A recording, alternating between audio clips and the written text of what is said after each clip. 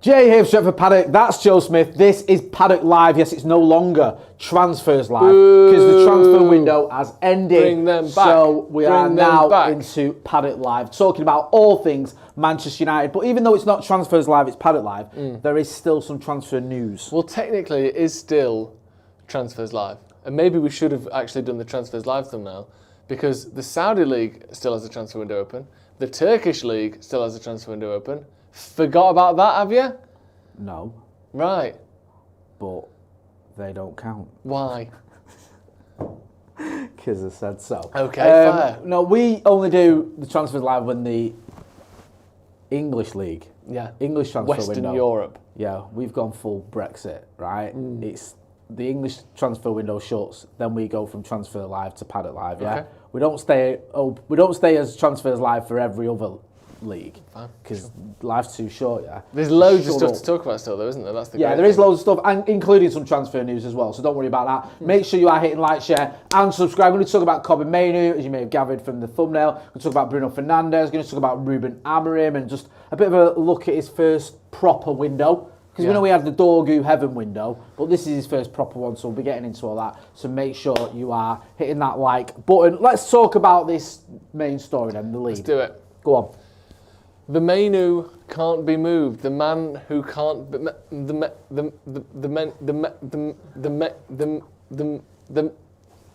man who can't be moved. What? Huh? It's the Mainoo can't be moved. Yeah, but it's a pun on. Right, okay. Okay, let me try again. The Mainoo can't be moved. Okay. I think that's good. Right.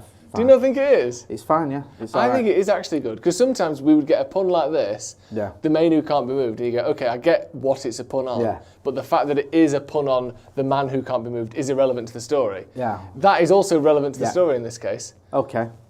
Well done. Yeah. I'm impressed. Jay's not having it. No, it's No, you fine. hate it. You hate it. I don't hate it. You hate it. I don't hate it. You hate it. There are no bad ideas, right? What about this one? This Terrible. There's no such thing as a bad idea. No, it's good. It's fine. Just bad clothing. Have we got a producer cam? Today. Yeah, there you go. Oh, there See? you go. Yeah. Well done. It's a good pun, that. Well done. Yeah. Red Devils more open to Fernandes' departure. This is according to Give Me Sport, which we can sort of pull apart like a grill master holding those two bear claws to rip apart a pig's carcass after it's been in a barbecue for 12 hours. Right. You know the ones I mean, don't you? Yeah, of course. He doesn't. Manchester United would be more willing to sell Fernandes instead of academy graduate Mainoo, which resulted in fresh talks taking place between the latter and key decision makers behind the scenes in the final days of the summer transfer window. United rejected the England international's request to leave on loan last week, which came after he had been forced to contend with restricted game time in the early stages of the season. And it was made clear that Amorim was not prepared to sanction a deal. Mainoo was assured that Manchester United would not entertain selling or loaning him, and they would even prefer to offload Fernandes before him. What are your thoughts? Do you believe this, first of all? Right.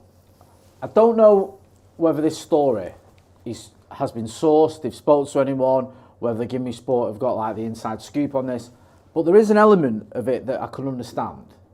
Not that I think that, I love Kobbie Mainoo, not that I think that Amorim or Jason Wilcox or anyone is saying Kobbie Mainoo is better than Bruno Fernandes or whatever. I think, had Bruno Fernandes in the summer said, I want to leave, he would have left United. Yeah. I think he would have done. That's a good point. I think, had he said, I want to go to Saudi, he'd be in Saudi now. The offer was there, the money was there, United would have sold him. You think? Yeah. If he'd have said, I'm going, they'd have said, okay, we'll take the 100 million, you can go, or 90 million, you can go. Mainoo said I wanted to go, and they said no. Now, Mainoo didn't get offered 100 million, by the way, so I'm not saying that. Yeah, so I think there's an element of logic here, where you had two players, both could have left. One, United said you can go. The other one, United said you can't. The difference is, one of them had an offer of around 100 million quid. The other one was a loan. So I think that's where there's some sort of the scratch beneath the surface. There's more to it than just, yes, they'd rather let go of Bruno than Mainoo. However, there is a bit of logic here. If that all makes sense, I'm trying to... I guess the question is, would you rather have Kobbie Mainoo and 90 million quid? Yeah. Or Bruno Fernandes and maybe 45 million quid or a £10 million loan fee? Yeah. And I think, like you said, that becomes an easier equation to get to this conclusion than if you just say, who is a better player, Bruno or Mainoo?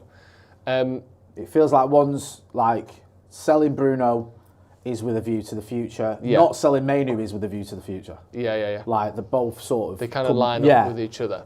I think it's an interesting one, and it is interesting. I don't think the full article, are they quoting their own sources on this? Is this Give Me Sport just saying this is what we understand, or are they saying according to reports elsewhere? Because I know they kind of do a bit of both. They're calling it an exclusive, aren't they? Give Me Sport sources have revealed. So they are going with this as though it's their story. They've got the data. They've got the details on this. Give Me Sport sources have been informed that Mainoo, whose lack of starts have come despite making 37 appearances, but that United would not entertain selling him and would even prefer to offload Fernandes before him. Like you said, it is a good point. I think if Bruno had come to the Wilcox and Barada and Ratcliffe and said, I'm taking the offer, I think they would have said okay. That's what I mean. It just feels like it's sort of, there's a logic there. But do you think Bruno has been, Mainoo, has been told, you've got to stay, you're part of the future, we'd even prefer Bruno to leave over you? I doubt very much they've said we'd prefer Bruno to leave over you. I think they'll definitely had some sort of conversation as to why they won't give him a loan move. Right. And I think those conversations will be, look, we view you as an important part of this squad, an important part of this team, an important part of this club. We don't want to let you go. Even though it's a World Cup year, even though you want to go out on loan and come back, even though this could scupper your chances of getting into the England squad, you are still a valuable player to us. You're a valuable player to us now, that's why we don't want to let you go on loan, and you're a valuable player to us for the future. So I expect those conversations have gone on. You have to try and keep Mainoo happy. So you can't say you're not going, but we're not going to use you, we've got no plans for you, we just don't want to let you go. Yeah. There's got to be a bit more than that. So whether that's Wilcox, whether it's Amorim himself, whoever has probably sat down and had those conversations. What I find a little bit, not worrying, it's just a bit daft with the whole Mainoo situation is why we've still not got his contract sorted. Yeah. It should have been done by now. Because I remember like 18 months ago, we were stood here talking about Mainoo's contract and how the club were keen to get a deal done. He wanted to stay. There was talk that he wanted a bit more money than the club were willing to offer, but there was talk that maybe the club, I think it was Laurie, said that there could be some middle ground where everyone was happy. There was a line, I think, in one of the Athletic articles that said Mainoo's camp felt that the deal had been reached, but was still waiting for it to be put into a piece of paper and handed to him, basically.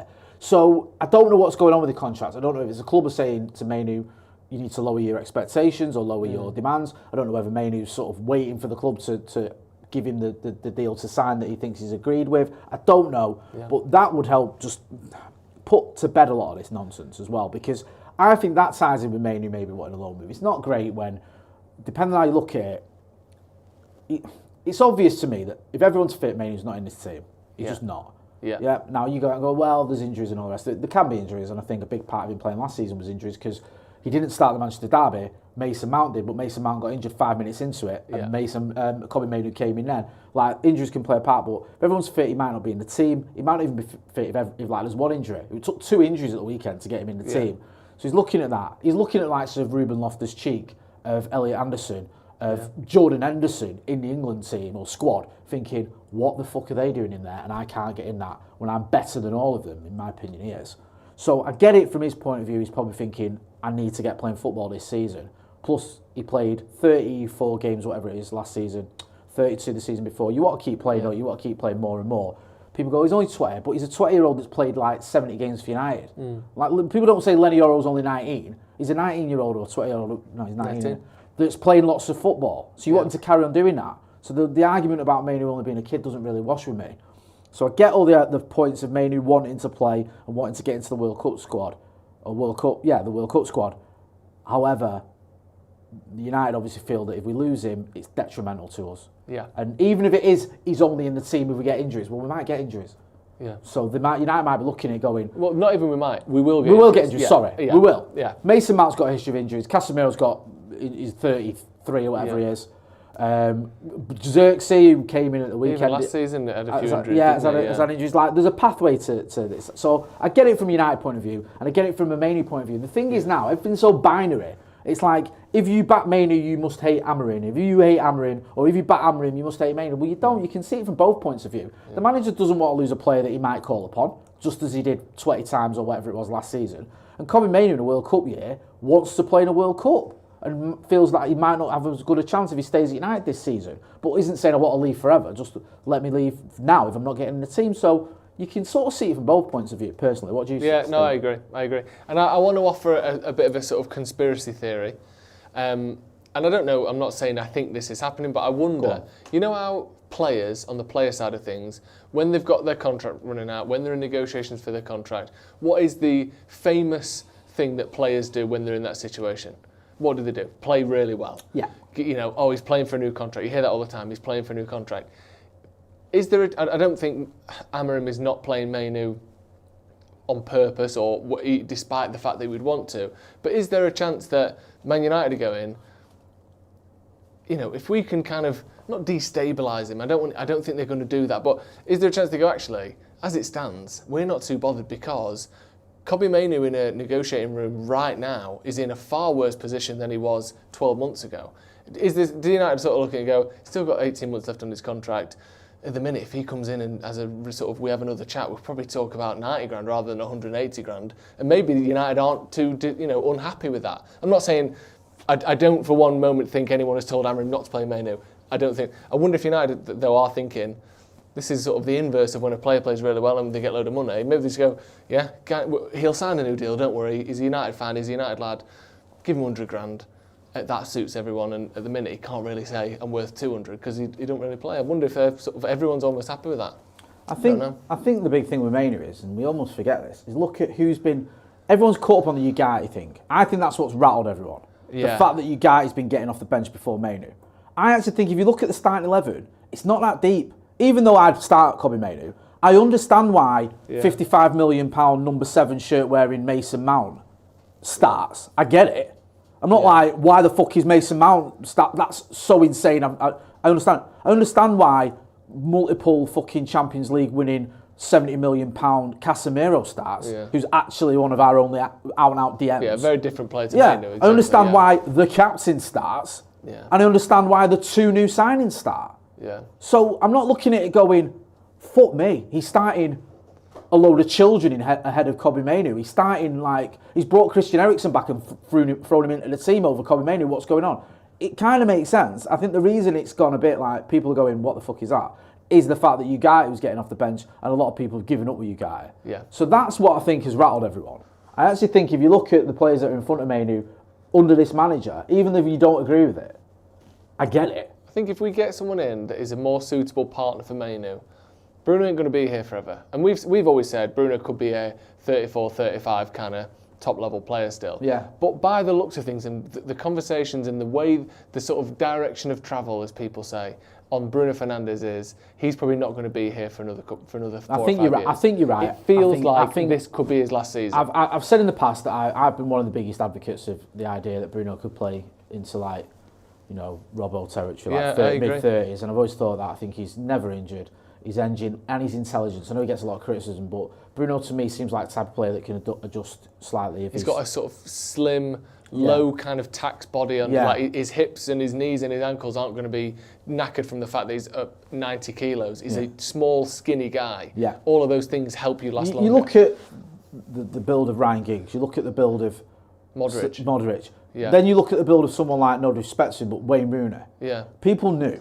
He ain't going to play till he's 35, 36. I know he's a striker, but he drops into midfield. Yeah. He's not that guy. Like you can get it, and you wouldn't be surprised if Bruno can play into his mid-30s. But there is a little bit of a feeling now, isn't there, that maybe he won't be at United forever. I get that. I understand that, and I think credible people have sat at this desk and in this studio and said it to us, and I understand that trail of thought. So yeah, I think Mainoo, you've got to remember that he's not the finished article, and I agree when Ruben Amorim said that, and I like the fact he said that. Yeah, because I still think Mainoo can improve. I still think there's areas of his game, and it annoys me a little bit when people just talk about physicality. We just need to work on him.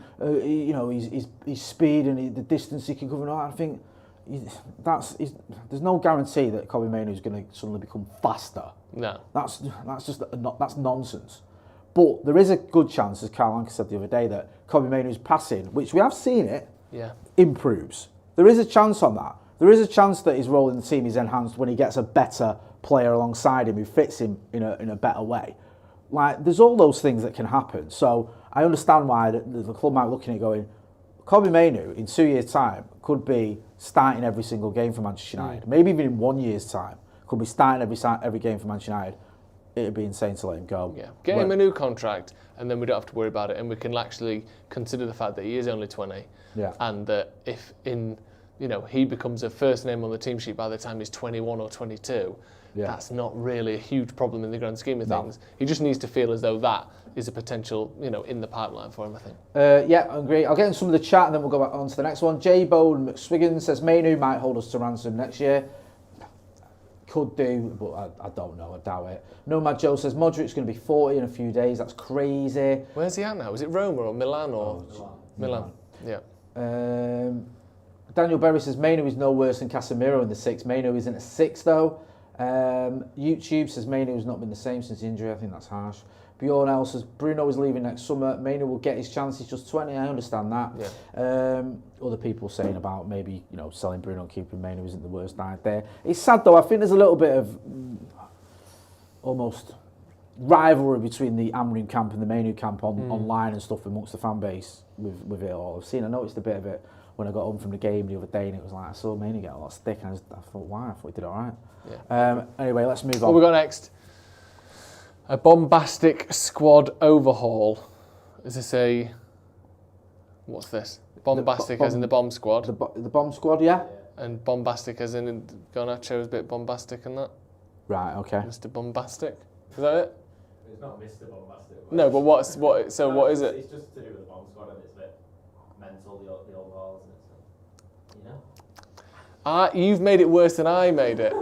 You've actually talked it into being worse. That was like... I tried to give you a little bit of something there. That was like listening to you. And you've gone, nah, it's not that, it's just something shitter than that.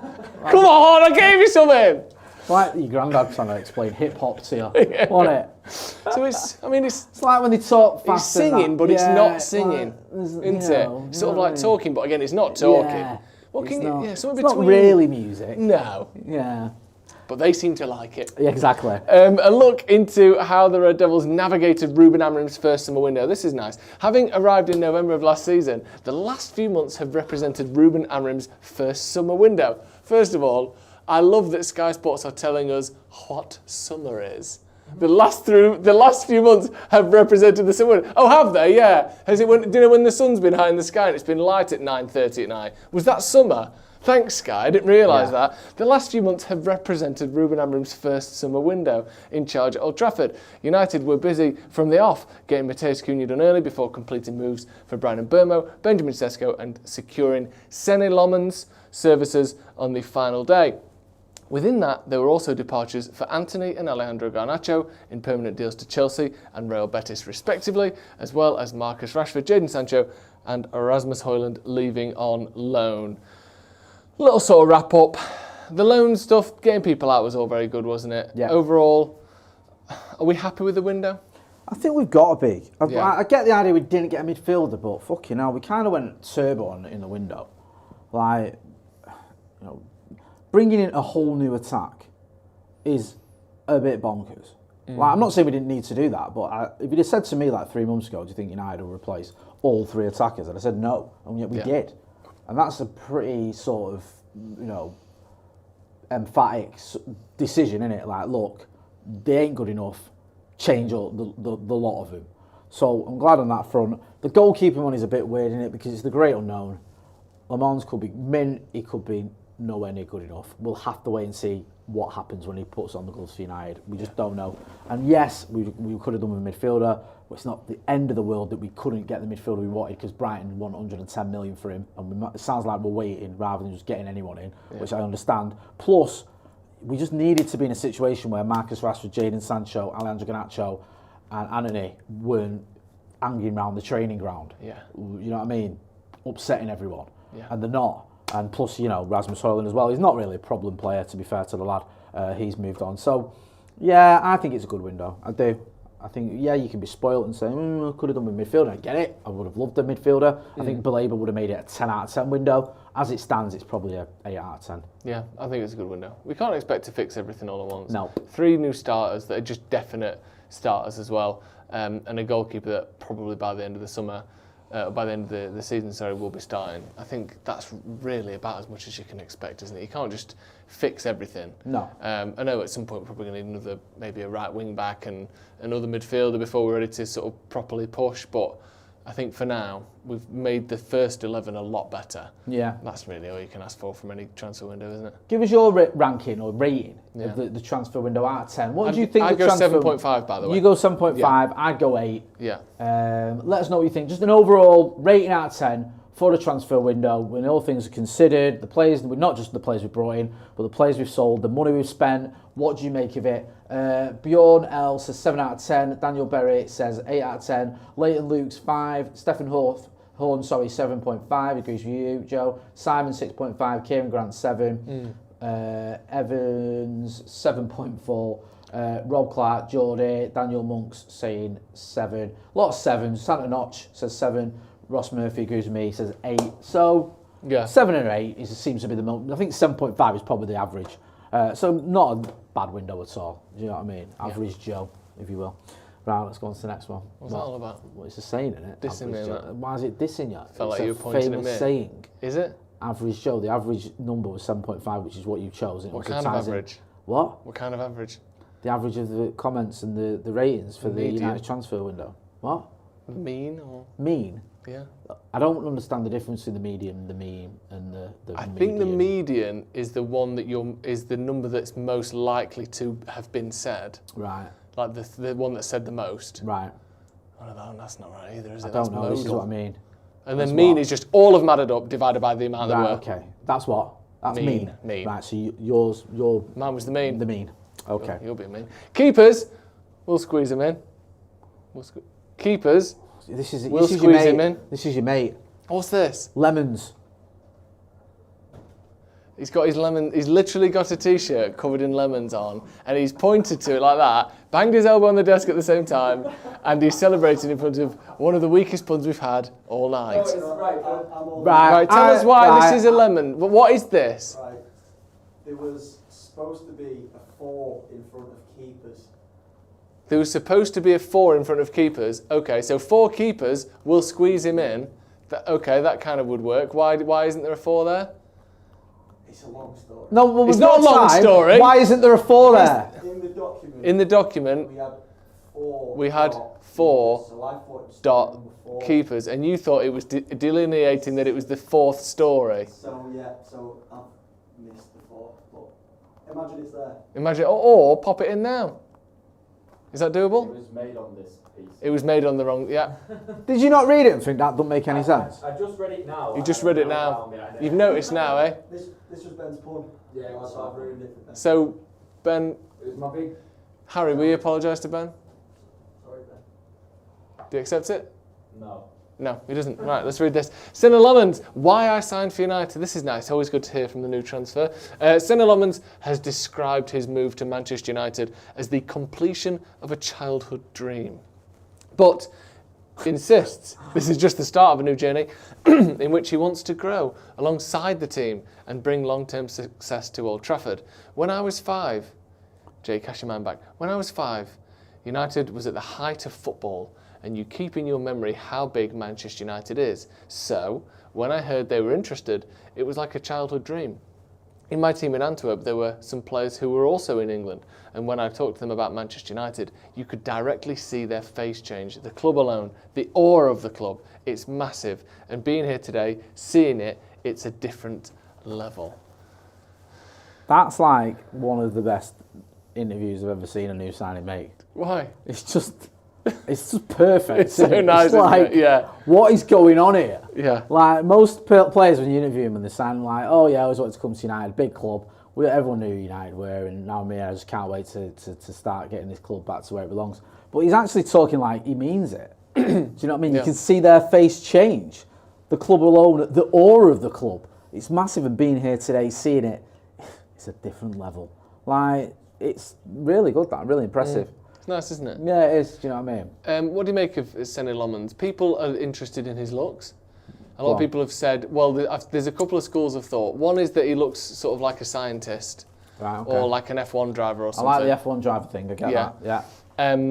I saw someone else come up to the conclusion that because he sort of hasn't really had a shave, he hasn't really had a haircut. Yeah. He just doesn't know what fear is. He's not someone that's like bothered by the occasion. He's not dressed up for it. Yeah. He's not like gone to his barber quick before he gets unveiled. He's just turned up, fingers through the fringe, take the picture, let's get going. Like he's just in it. Do you know what I mean? He's not overawed by it at all. Isn't it mad being a United player?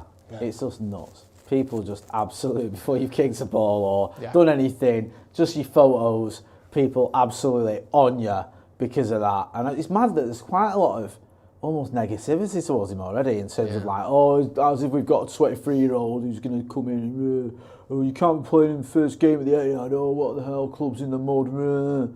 Like, let's see what he's about, because I've no idea whether he's going to work out or not. We'll have to wait and see. But he's certainly saying the right things, and we certainly needed a goalkeeper. I don't think anyone would argue against that point, sorry. No. So we'll have to wait and see. Hopefully he can do the business. Yeah. Commenter says, Joe, the audacity for you to wear the jacket you took from me around the back of Asda.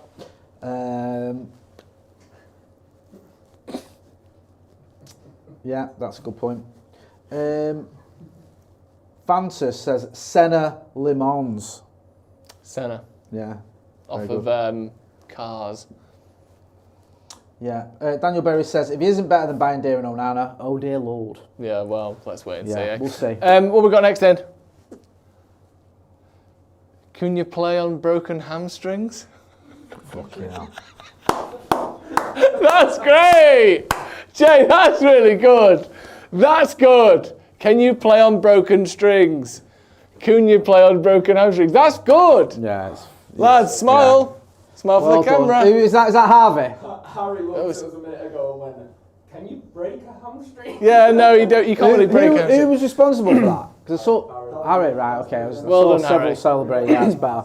That's really good. Yeah, it is a good pun. That is good. You don't like it for some reason again. No, it's alright. It's growing on me. It's not. You're just not enjoying it, though, are you? You respect it, but you don't enjoy it. Like a lot of classical music. Do you know what I mean? Yeah. No, it's not. The pun is fine. I'm worried about Mateus Cunha. The pun's fine. Well done. But it's kind of a positive story. He's going to play on these broken hamstrings. Is he? Sorry, I've not read the story. Is it? We'll see. Is he alright? This is according to Centre Devils, apparently. We'll see about that. Don't say it like that. Cunha picked up an injury in the first half of Manchester United's 3-2 win against Burnley last weekend. He immediately asked to come off after his sprint and visibly looked like he pulled his hamstring. Much discussion has been made around the lack of updates on the situation. Reports suggest Mateus Cunha's injury isn't as serious as first feared after initial scans. The Brazilian did some light upper body gym work today, with the Red Devils agreeing for him to stay and recover in Carrington Training Centre. The extent and type of injury are not yet known. The next few days will be key in determining the next steps, and the club will take this rehabilitation and the extent of the injury itself. I read that wrong, but you get it. Yeah. It's interesting, this story, because on the one hand it says not as bad as initially feared. And then just almost 2 sentences later it says the extent and type of injury are not yet known. So, what? Square those for me. No. It's that injury that we know what it is and we have seen some sort of conclusion as to how long it's going to take. No. We don't know anything about that. Mate, do you know one of my mates in the Stretford end at half time was trying to tell me how long he was out for? I was just like, shut up, you knobhead. Yeah. You don't even you don't know. No. It's anywhere from 0 games to 12 games. Yeah, has he just messaged you from his scan that he's not even had yet? Yeah. The fuck are you on about? Yeah, we don't know, dude. We'll have to wait and see. Obviously, we want him back from the derby, man. Seriously. That does feel unlikely. It does, doesn't it? Yeah. It's so 2 annoying. weeks would be very quick. He's sick, and he's not going to be available for fucking derby. So annoying. Yeah, look, he's impressed me since he's come in. Yeah. He doesn't tend to miss a lot of games. I mean, you've spoken about him last season when we were linked with him. Yeah. So hopefully he won't this time round. It's just proper annoying. It's like 3 league games in and already he's injured. Yeah. So, yeah, fingers crossed it's sooner rather than later. But I agree with what you're saying. It's highly unlikely he's going to be there for the derby. But we can hope. We can very much hope. Well, I'll get some comments before we move on to the next one. Stephen Holmes says, Horn says, surely no one says my hamstring's broken. No, but I do believe in some sort of creative license for the puns. Yeah. I think I that get works. that. Yeah. Adam Gibson says, ha ha ha, maybe an obscure reference. Also, not technically, you said in America that you I knew he was going to go down this road. Go on. So if you can't say you broke your hamstrings, we were leaving the hotel in New York and there's one of Jay's jumpers still on the bed. And me and Adam went, oh, your jumper's there, don't forget that. And he went, oh, I'm not bringing it, it's broke. Yeah, it was You broke. can't break a jumper. Yeah, I can. No, I you did. can't. Yeah, I did. You can't It had break a pattern it. on it. Yeah. And one of the threads had come out. It was one of so these. It broke in the pattern, so it was broke. No, but exactly, but no one else on planet Earth would say that. So for someone to say, I've broke my hamstring, Yeah. I think is equivalent for you to say, I've broke my jumper, I've broke my sweatshirt. It's been 2 months, man. You still keep going on about it. I love it. I absolutely love it. And as soon as I saw you wearing that today, I've remembered the other one. It was the sort of the tan one. tan version of this. Yeah. And it was a gift, and it's no longer with us. But it was broke. Was my point. Yeah. Because the thread had come out. I just thought broke could explain it, but it just made it worse because then I had to explain what I was. It's like my about. sandwich is broke. I should have just said it's foot that. Leave it. Yeah. But I said it's broke, and then that was it. And then you and Macca were like, "Well, you know about it's broke." Oh, Jay said it's broke. Yes, Mateus Cunha, get well soon, son. We need you. Yes. We'll go next. New GK sends him on his way. New goalkeeper sends him on his way. Yeah. Yeah, it's alright. It works. It works. Yeah, it's functional. It's functional, isn't it? It's like a bicycle. Not Yeah. too exciting, but you get from A to B. Andre Onana has had more recent talk links to Turkey Why and did you Saudi. put talks in there? Has had more recent talk links. What? No, he hasn't. Andre Onana has had more recent links to Turkey and Saudi. Okay. Okay? Yes. According to sources close to Stretty News, Onana has been given the opportunity to join Trabzonspor, who presented Man United with a loan offer. These sources understand that Ineos are still reflecting on the matter, as they would certainly prefer to offload the 29-year-old on a permanent basis, but they also realise that this might be a big task amidst the current circumstances. United are more than willing to part ways with Andre Onana, with sources confirming discussions with the Saudi Pro League as the potential destinations are genuine, and the single factor that could convince the goalkeeper to make the move now coming to light. What is that single factor? It wasn't on the article. So just rest assured, Jay, that there's one thing that will take him to Saudi, and it's coming to light, but it's not yet in light. Weird with Onana. I feel like we're sort of heading towards utter catastrophe reputation here with him. Like, he needs to move on, doesn't he? He needs to go. He needs to go, and then let's just forget everything else and just focus on the fact he won an FA Cup with us. Let's just look at that as his sort of how we remember him. Because there was the article in the Athletic one that said that apparently he wanted a new deal, or he was unhappy with the 25% pay cut he had to take for not being in the Champions League. Maybe if you hadn't thrown a load of footballs into the back of your own net, that wouldn't have happened. There was obviously the performance against Grimsby, which was just terrible. There's the fact that the manager obviously doesn't rate him anymore, doesn't feel like he's the number one goalkeeper. It is becoming a bit of a nightmare for him. Yeah. I know you backed him, and I understand why you did, and I did to a certain extent, but I think the best move for everyone is him to leave Old Trafford. I just wonder if he doesn't, if he's still here on Derby Day, who starts?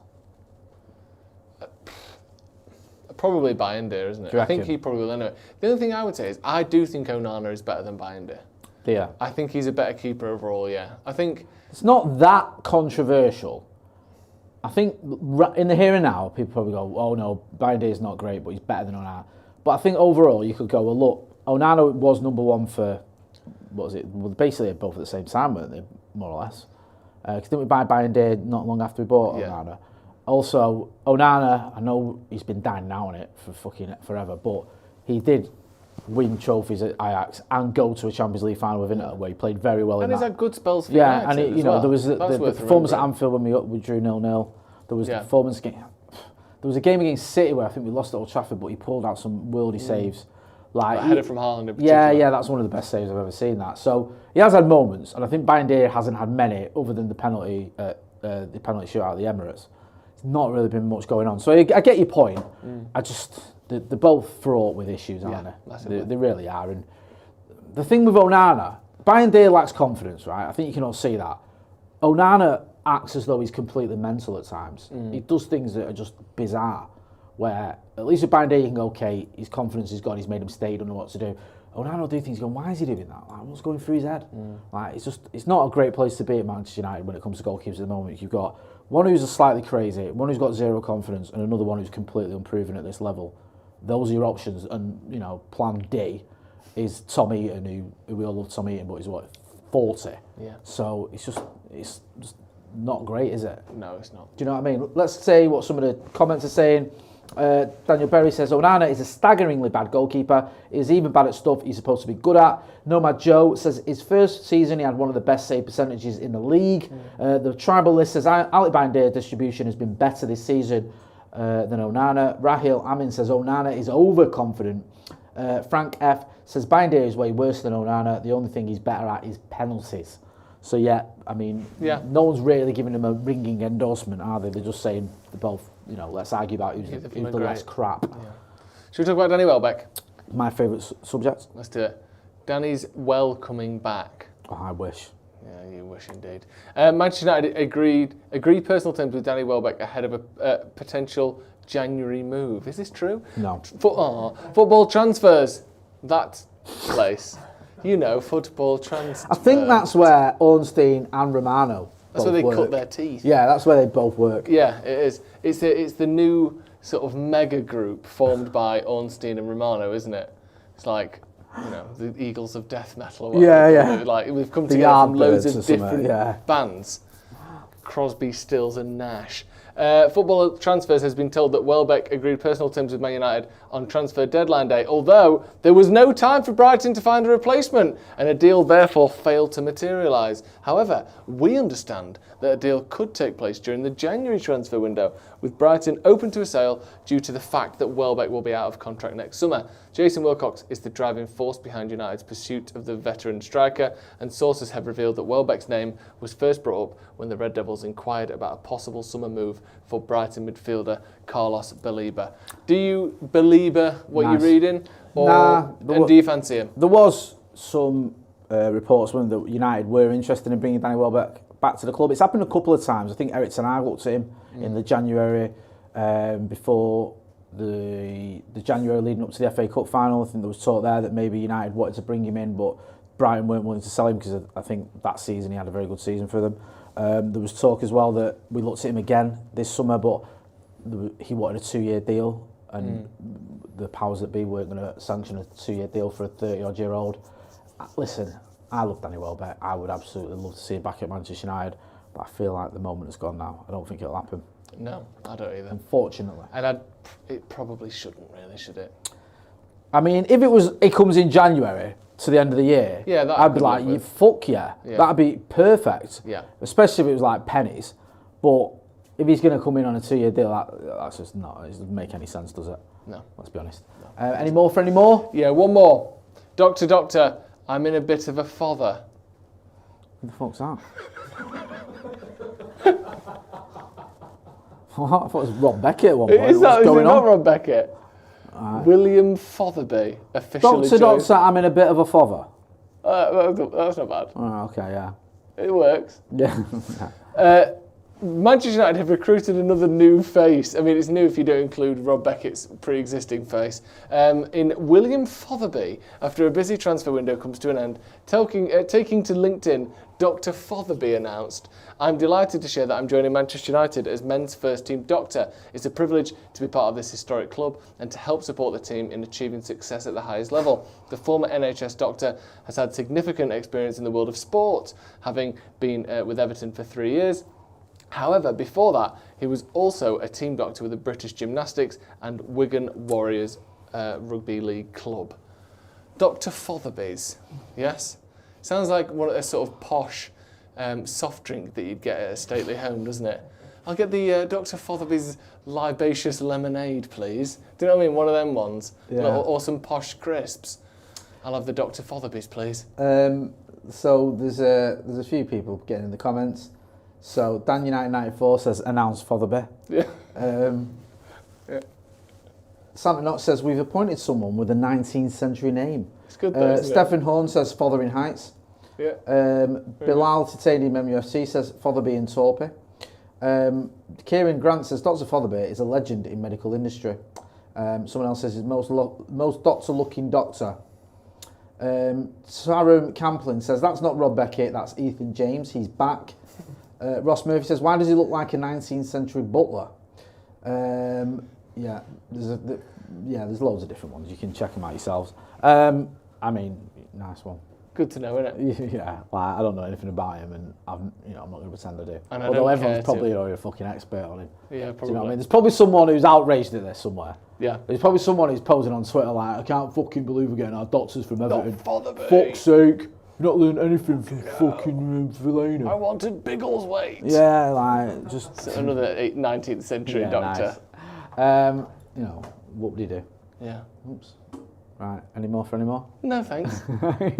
That'll be everything, I think. There we go. We're going to be back in the morning with the news, and then we're going to have me, Joe, McCullough, Howson for Off the Bat. So if you're not doing so already, make sure you are hitting like, share and subscribe. Go and check out Joseph on the Sloppy Joes podcast. That's been Joe Smith. I'm Jay Moy. This has been Paddock Live. Very nice. Thanks for watching.